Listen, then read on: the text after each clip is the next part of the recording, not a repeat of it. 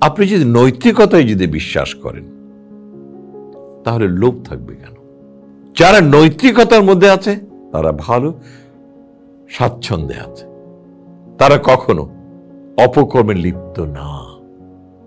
আর যারা লোভের মধ্যে আছে তারা নিজেদেরকে বিসর্জন দিয়ে দিচ্ছে, ইজ্জত সম্মান সব শেষ, এমন লোভের মধ্যে সে বিচরণ করে বেড়াচ্ছে।